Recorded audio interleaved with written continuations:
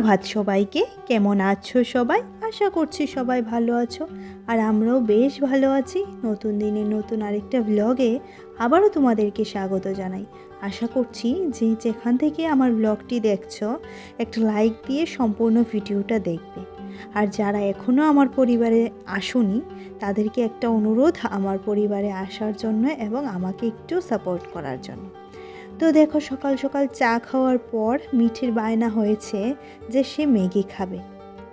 তো ম্যাগি খাবে, আর কি করার, ম্যাগি তো এখন বানিয়ে দিতে হবেই, যেহেতু বললামই আগের কিছু ব্লগে ওর এখন স্কুল বন্ধ চলছে আর এটা ওটা খেতে বায়না করছে, কিন্তু সেগুলো না দিয়েও পারছি না, এরকম অবস্থা। আর দেখবে ঠান্ডা ওয়েদারে ম্যাক্সিমাম টাইমে আমাদেরও কিন্তু ম্যাগি খেতে খুব ইচ্ছা করে, তাই না? গরম গরম ধোয়া ওঠা ম্যাগি হবে, মনে হয় খেলে একটু শরীরটা গরম হবে, তাই না? তো বাচ্চাদের আর কি দোষ বলো, তারাও তো সেম পর্যায়েই পড়ে। আর এখানে ওকে নিয়ে বসে আছে ভাগনাকে। তো ওর মা চানে গেছে, এবার ওকে একটু ভুলিয়ে ভালিয়ে রাখছি, কারণ ওর মাকে খুব চোখে হারায়, যার জন্য ওকে খুব এখানে রাখার চেষ্টা করছি। তো ঘরটা মুছে নিচ্ছি যথারীতি, কারণ ঘর দৌড় না মুছলে দেখবে ভালো লাগে না। আর আজকে ওয়েদারটা একদম বাজে, সারাদিন রোদ ওঠেনি। সারাদিন বলতে কি, একটা ফোঁটাও রোদের দেখা পাইনি। সারা আকাশ ভরে শুধু মেঘ মেঘ আর মেঘ, মনে হচ্ছে যখন তখন বৃষ্টি আসতে পারে। আর এরকম ওয়েদারে দেখবে একদম মনটা ভালো লাগে না, কোথাও মনে হয় গিয়ে ছুটি কাটিয়ে আসি। কিন্তু ছুটি কাটিয়ে আসলে তো হবে না, নিজের সংসারের কাজকর্ম তো অপেক্ষা করে, তাই না? আর ঠান্ডায় হাতের আঙুলগুলা এতটা পরিমাণে ব্যথায় একদম অবশ হয়ে যাওয়ার মতো অবস্থা। যা ধরছি হাত থেকে তাই এখন পড়ে যাচ্ছে। আর এখানে দেখো ভাতটা নামিয়ে নিলাম, গরম ভাত হয়ে গেছে। আর আজকে ভেজে নেব, এখানে হচ্ছে কই মাছটা ভেজে নেব। আর কালকে রাত্রে একটু চিকেন আছে, সেটা দিয়ে আমাদের খাওয়া হয়ে যাবে। ননদ খেয়ে গেছে চিকেন আর ভাত। তো রান্নাঘরটা পরিষ্কার করে নেব এবার। তো যথারীতি রান্নাঘর পরিষ্কার করে এসেছি, চানও করে নিয়েছি, এখন দেব পুজো। আর ওরা রেডি হয়ে গেছে চলে যাওয়ার জন্য। আর এই যে এই ঘড়িটা চলে গেলে, সোনা পাপা চলে গেলে মনটা খুব খারাপ হয়ে যায় জানো, কারণ ও তো সারা ঘরে একদম সারাক্ষণ যতক্ষণ থাকে শুধু কান্নাকাটি করে। আর দেখো কি এক্সাইটেড, ও বাড়ি যাবে, যতটুকু দেখছে আমাকে শুধু টাটা করছে। বলছিলাম বাবা টাটা করো, ও টাটা করছে। আর ওর মুখটা দেখলে না খুব একটা আমি কি বলবো, আমার এতটা মায়া লাগে কি বলবো। আর এখানে চান থান করে আসার পর পুজো দিয়ে এবার একটু মাথাটা মুছে নিচ্ছি। আমার শীত গ্রীষ্ম 12 মাস আমার চুলে জল দিতে হয়, না হলে আমার মাথা এত ব্যথা করে কি বলবো। আর সোয়েটারটা পরে নিচ্ছি, পুজো দিচ্ছিলাম ততক্ষণ তো ঠান্ডা লাগছিল না, এখন দেখছি বেশ ঠান্ডা লাগছে। বিশেষ করে পায়ে প্রচণ্ড ঠান্ডা লাগে। তো হ্যাঁ, জুতা মোজা পরেও আর পা গরম হতে চায় না, এই হচ্ছে অবস্থা। তো এটা আমার সবসময়েরই অভ্যাস, সবসময়েরই এইটা আমার। আর এই যে আমি সোয়েটারটা পরেছি, তোমরা শুনলে হয়তো অবাক হয়ে যাবে, এটা আমার ক্লাস 8-এর সোয়েটার জানো। আর খুব কষ্ট লাগছিল যে আজকে এটার চেনটা খুলে গেছে। যদিও বা এটাকে আমি ফেলবো না, চেনটাকে লাগিয়ে হলেও আমি পরবো। এটা আমার ঠাকুমা আমাকে এনে দিয়েছিলেন খুব আদর যত্ন ভালোবাসার সাথে। তো মানুষটা নেই, মানুষটার দেওয়া গিফটটা আছে। ক্লাস 8-এর সোয়েটার, বুঝতে পারছো, এখনও আমার গায়ে লাগে। গায়ে লাগুক না লাগুক, এটাকে আমি কখনোই ফেলবো না, কারণ এটা আমার ঠাকুমার দেওয়া একটা স্মৃতি। তো চান ধান করার পর মুখে একটু ক্রিম দিয়ে দিলাম, যেহেতু শীতকাল প্রচুর পরিমাণে মুখটা টানে একদম শীতে, তার জন্য। আর সিঁদুর তো আছেই। আর এই মিঠিকে আজকে চান করাবো না ভাবছি, তো দেখি ও কী বলে। যদি বলে চান করবে, ও আবার চান না করে থাকতে পারে না, তো চানটা করে নেবে। আর চলে এলাম রান্নাঘরে, এসে তোমাদের সাথে একটা জিনিস শেয়ার করছি। দেখো কি পরিমাণে একটা গাছে কামরাঙা ধরেছে, আর একটু পরেই দেখবে অবস্থা। এই দেখো, কাঠবিড়ালিটা একটা কামরাঙা নিয়ে পালিয়েছে।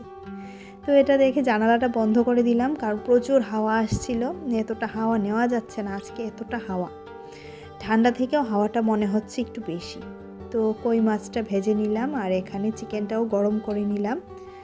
4টা বাজে বিকাল, খাওয়া দাওয়া করে আস্তে আস্তে 4টা আজকে বেজে গেছে।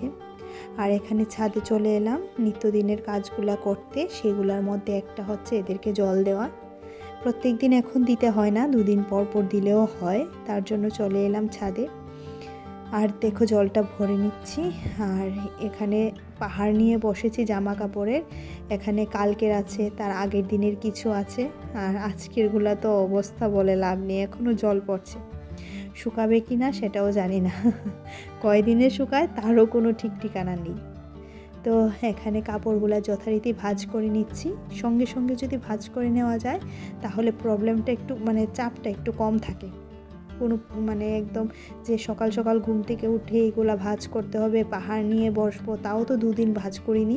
গতকালকে ভাগনার সাথে যেহেতু বেরিয়েছিলাম, ননদার ভাগনার সাথে, তো কাজগুলো সেরকম হয়নি। আরও দেখাচ্ছি তোমাদেরকে, দেখো কতগুলো আরও পড়েছে। এগুলা কালকে ধোয়ার চেষ্টা করব, যদি রোদ উঠে যায় তাহলে তো একদম ঘুম থেকে উঠি আর্লি ধুয়ে দেওয়ার চেষ্টা করব। তো সন্ধ্যাবেলায় আমাদের বাড়ির বউদের এই তো কাজ, ঘর গোছানো, ঘর ঝাড়ু দেওয়া আর সন্ধ্যা দেওয়া, পুজো দেওয়া, তাই তো। যদিও শীতকালে এই কাজগুলো একটু চাপের হয়ে যায়, কিন্তু আমার পুজো না দিলে ভালো লাগে না, জানো তো। পুজো আমার দিতেই হবে, মানে পুজোটা একটা আমার নেশা। ছোটোবেলা থেকেই এটা হচ্ছে আমার অনেকটা বড় নেশা। ছোটোবেলা থেকে আমি বাড়িতেও মানে আমার বাবার বাড়িতেও পুজো দিতাম, তারপর এসে শ্বশুরবাড়িতে দিয়েছি, এখন তো ঘরে ঠাকুর আছেন, ওনাকে দিই পুজো। তো চলো এবার ঘরের সামনাটা ঝাড়ু দিয়ে নেব, না হলে মা লক্ষ্মী আসবেন না ঘরে। মা লক্ষ্মী আসার রাস্তাটা ক্লিয়ার করে দিতে হবে, তাই না। আর আমি কখনোই দরজাতে জল দিতে পারি না, কারণ মিঠি হুটহাট করে পড়ে যায়, তার জন্য। আর এখানে যথারীতি সন্ধ্যাটাও দেওয়া হয়ে যাচ্ছে।